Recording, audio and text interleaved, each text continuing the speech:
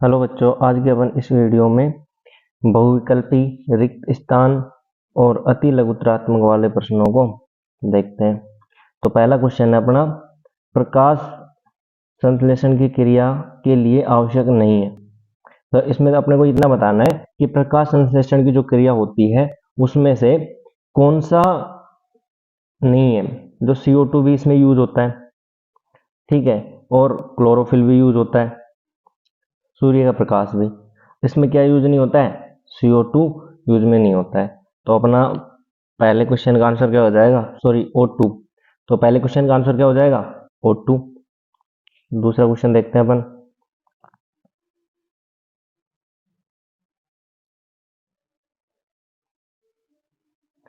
कोशिका विभाजन को कौन सा हार्मोन प्रेरित करता है? तो कोशिका विभाजन में FCC कमल भी नहीं करता, टेस्टोस्टेरोन भी नहीं करता, ऑक्सिन भी नहीं करता, और साइटोकाइनिन। साइटोकाइनिन अपना सही आंसर हो जाएगा। यानी कि जो कोशिका विभाजन होता है ना पादपों में, वो कौन से हार्मोन के द्वारा होता है? साइटोकाइनिन हार्मोन के द्वारा होता है। अगला क्वेश्चन है अपना, कौन सा हार्मोन शरीर को लड़ने के लिए या भाग जाने के लिए तैयार करता है? तो अपना इसमें हो जाएगा, थायरोक्सिन भी नहीं करता, एस्ट्रोजन भी नहीं करता, इंसुलिन भी नहीं करता, एड्रेनल। एड्रेनलिन है ना, ये क्या करता है? शरीर को उत्तेजित करने का काम करता है। तो इसमें कौन सा आंसर आ जाएगा? एड्रेनलिन। अगला क्वेश्चन है अपना,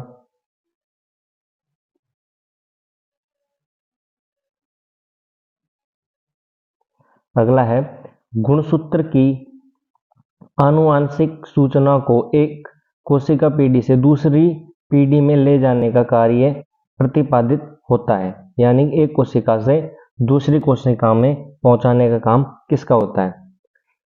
RNA। RNA का नहीं होता है। DNA। DNA का, यानी कि एक कोशिका से दूसरी कोशिका में, यानी कि एक पीढ़ी से दूसरी पीढ़ी में पहुंचाने का काम किसका होता है?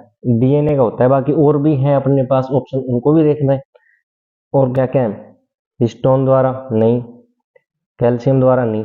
अच्छा, जो DNA है, ये DNA क्या होता है कि डीऑक्सी न्यूक्लिक अम्ल। ये क्या होता है कि ये कोशिका में पाया जाता है, कोशिका के केंद्रक में पाया जाता है, और ये कोशिका एक पीढ़ी से दूसरी पीढ़ी में जाती है जनन के टाइम में। तो इसमें क्या हो जाएगा? DNA सही आंसर हो जाएगा। अगला है,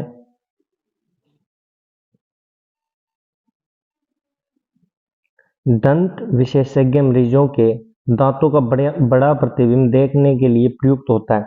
यानी कि जो दंत विशेषज्ञ, यानी कि जो डेंटिस्ट होते हैं, वो बड़ा प्रतिबिंब देखने के लिए किसका यूज करते हैं? अवतल दर्पण का नहीं करते, सॉरी, उत्तल दर्पण का नहीं करते, उत्तल लेंस का भी नहीं करते, अवतल दर्पण का करते हैं। सीधा सीधा क्वेश्चन ऐसे ही आएगा कि जो दंत विशेषज्ञ होते हैं वो बड़ा प्रतिबिंब बनाने के लिए कौन सा दर्पण का उपयोग करते हैं? तो अवतल दर्पण का उपयोग करते हैं। अगला है, तारों के टिमटिमाने का कारण है। यानी तारे किसकी वजह से टिमटिमाते हैं? वायुमंडलीय अपवर्तन, वायुमंडलीय प्रकीर्णन, वायुमंडलीय परावर्तन, वायुमंडलीय विक्षेपण। नहीं, वायुमंडलीय परावर्तन के कारण ऐसा होता है, तारों का टिमटिमाना। अगला है, विभिन्न मान के प्रतिरोध तारों को श्रेणी क्रम में जोड़कर उन्हें विद्युत स्रोत से संबंध करने पर प्रत्येक प्रतिरोध में क्या होता है? तो उसको देखना अपने को। धारा और विभवांतर का मान भिन्न भिन्न होता है। नहीं, ये भी गलत है। धारा और विभवांतर का मान समान होता है। नहीं, ये दोनों ही गलत हो गए। अगला है, धारा समान बहती है लेकिन प्रत्येक का विभवांतर भिन्न भिन्न होता है। ये सही बात है।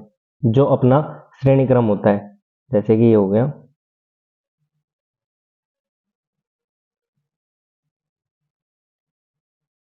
इस प्रकार से जोड़ते हैं, इसको R1 मान लिया और इसको R2 मान लिया। तो इसमें क्या होगा, धारा तो समान रहेगी लेकिन विभवांतर अलग अलग हो जाएगा, इसका भी अलग हो जाएगा और इसका भी अलग हो जाएगा, तो इसमें स हो जाएगा। अगला क्वेश्चन की ओर बढ़ते हैं अपन। समांतर क्रम में संयोजित प्रतिरोधों की संख्या घटने के उपरांत संयोजित प्रतिरोधों का कुल प्रतिरोध होता है, यानी कि कैसे क्या होता है इसमें देखते हैं। बढ़ता है, घटता है, अपवर्तित, इनमें से कोई नहीं। यानी जो समांतर क्रम होता है ना उसमें प्रतिरोधों का क्या होता है, बढ़ता है, प्रतिरोध बढ़ता है उसमें। अगला है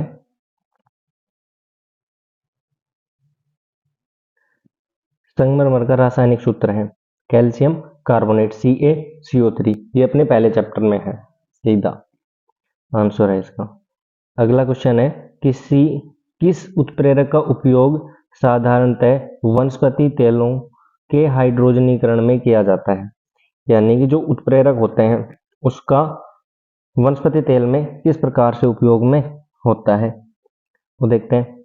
आयरन नहीं होता, मैग्नीशियम नहीं होता, क्रोमियम नहीं होता, निकिल और पैलेडियम, इन दोनों का उपयोग होता है किसमें, वनस्पति तेलों के हाइड्रोजनीकरण में, यानी हाइड्रोजनों को कम करने में। अगला अगला है अमलराज यानी एक्वारेजिया, इसमें क्या होता है कि HNO3 और HCl इन दोनों का मिश्रण होता है। देखें HNO3 नहीं, गलत है, NaCl पहला गलत हो गया। दूसरा है NH3, सांद्र NH3 और सांद्र HCl, ये है इसका सांद्र दोनों, यानी कि इसमें अम्ल की मात्रा ज्यादा होती है, तभी तो उसको अमलराज या फिर अम्लों का राजा या फिर एक्वारेजिया ऐसे बोला जाता है। अगला क्या है तनु, नहीं तनु तो हो ही नहीं सकता क्योंकि तनु में क्या पानी की मात्रा ज्यादा होती है और अम्ल की मात्रा कम होती है, तो इसमें बी ऑप्शन सही हो जाएगा, सांद्र HNO3 तथा सांद्र HCl।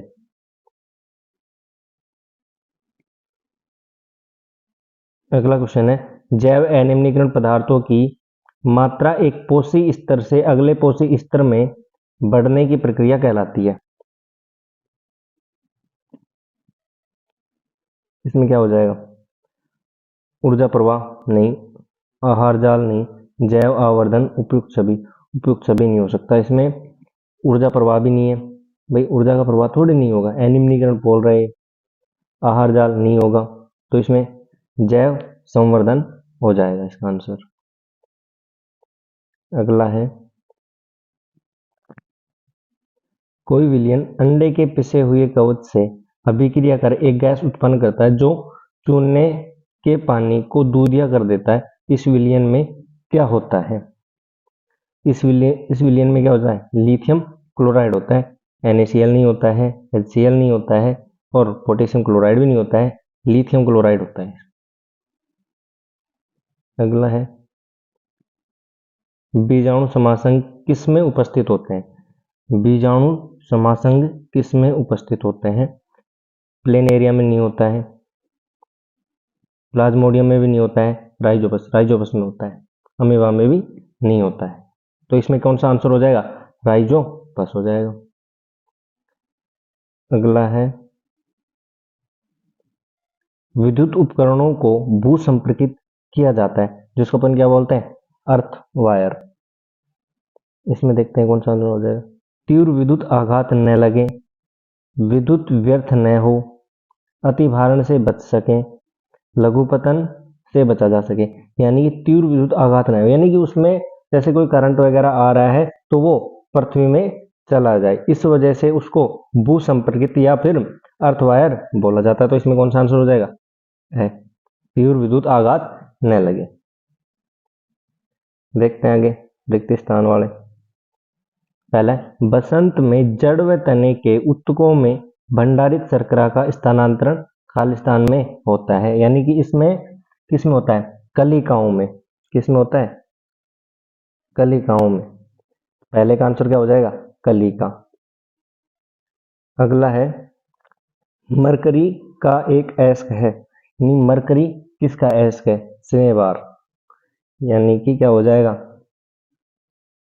HGS, क्या हो जाएगा HGS। HGS को क्या बोलते हैं अपन, सिनेबार, ये याद रखना है। सिंपल सा क्वेश्चन है, ऑप्शन टाइप में भी पूछा जा सकता है। अगला क्वेश्चन है,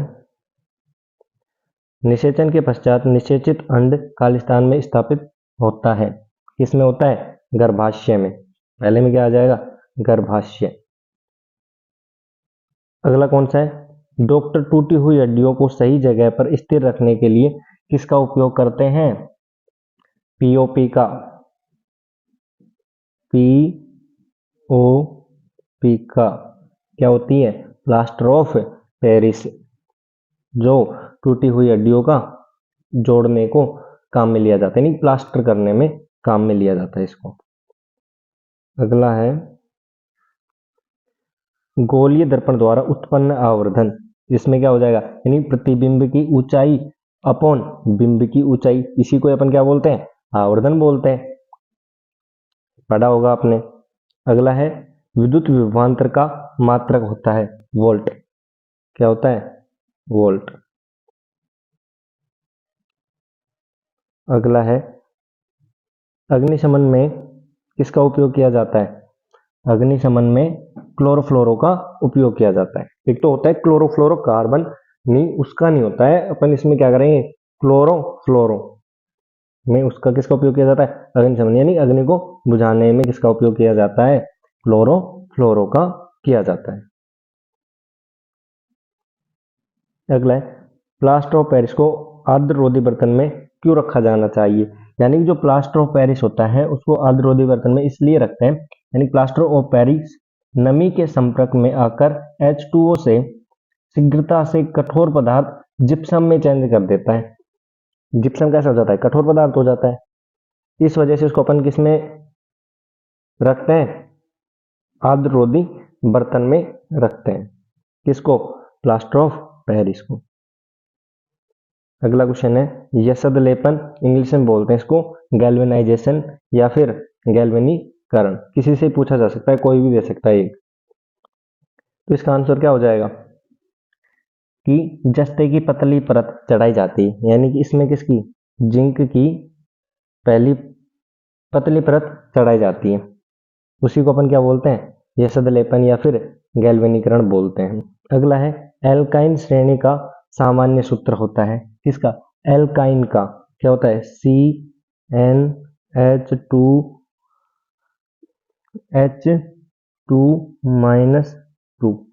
ये किसका होता है, एल्काइन का। अगर एल्केन का होता तो यहाँ पे प्लस लगा देते, एल्केन का बन जाता, और अगर एल्केन का होता तो इन सभी को क्या कर देते, अपन हटा देते, H2N हो जाता इसका सूत्र। अगला क्वेश्चन है अपना, इसकी उपस्थिति के कारण कठोर जल में साबुन प्रभावी नहीं होता है, यानी किसकी उपस्थिति के कारण, यानी कठोर जल में उपस्थित कैल्शियम और मैग्नीशियम लवण के कारण कैसा होता है, कठोर जल में प्रभावी नहीं होता है, इस वजह से वो नहीं घुल पाता, किस किस की वजह से, कैल्शियम और मैग्नीशियम इन दोनों लवणों के कारण ऐसा नहीं होता है। अगला क्वेश्चन है अपना,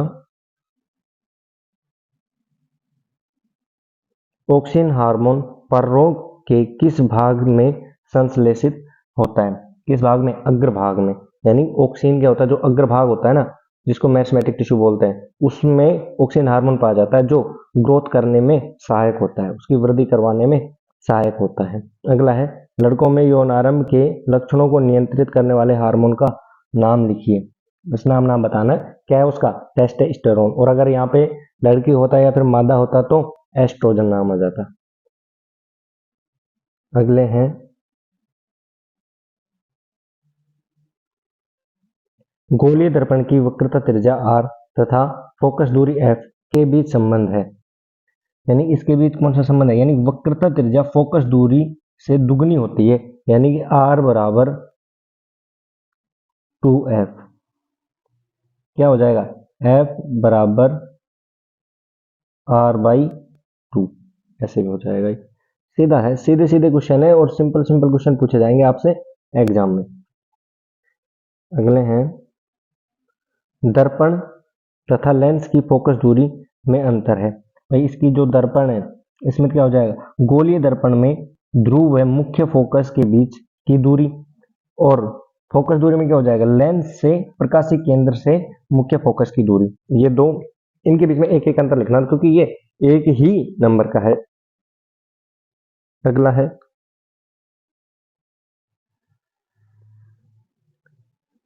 किसी विद्युत धारावाही सीधी लंबी परिनालिका के भीतर उत्पन्न चुंबकीय क्षेत्र किस प्रकार का होता है। वो किस प्रकार का होता है, एक समान चुंबकीय क्षेत्र होता है। कैसा होता है, एक समान, सीधा होता है, एक समान चुंबकीय क्षेत्र होता है उसमें। आज की वीडियो में बस इतना ही है और अपन अगली वीडियो देखेंगे।